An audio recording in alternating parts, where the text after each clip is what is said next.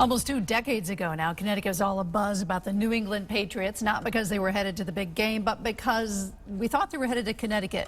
Or were they? Yeah, 19 years later, there's still a lot of disagreement about whether the Patriots owner, Robert Kraft, really ever intended to bring his team to Connecticut. He talked about it a lot. Chief Capital correspondent Mark Davis has more. The main player in the big Patriots deal of 2 decades ago is not available for interviews because he's in prison. But the other 2 principal players are available, and they have opposing views as to what was going on. On November 18, 1998, Patriots owner Robert Kraft appeared at what can only be described as a huge pep rally of the state's political leaders from both parties to announce the deal. This is a great day for the New England Patriots, the Kraft family, and the fans of our great team. Governor Rowland had quietly cut the deal earlier in the month, but kept it under wraps until he had safely been re-elected for a second term.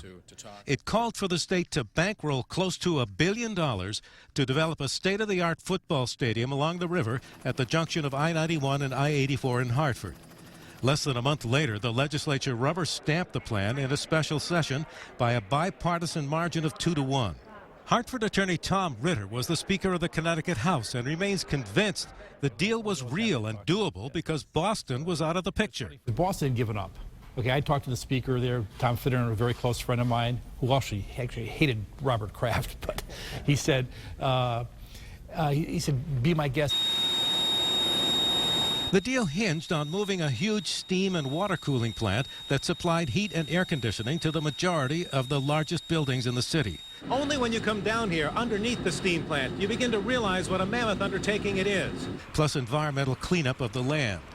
Kraft wanted this all done and the stadium completed in time for the 2002 season.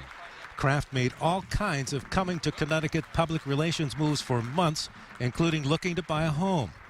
But moving the steam plant and cleaning up the land started to look much more complicated than first thought.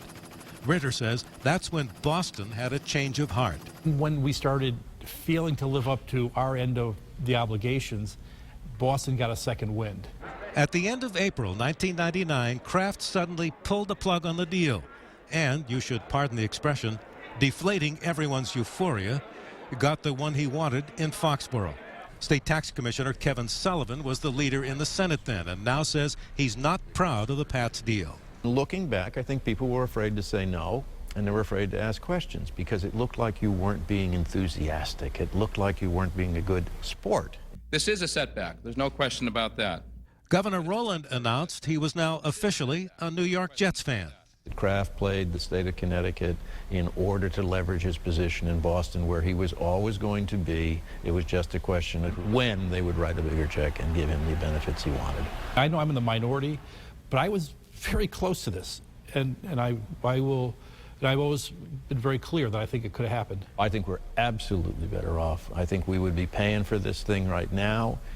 It would not have added value. It would only have added a huge additional burden to the state of Connecticut.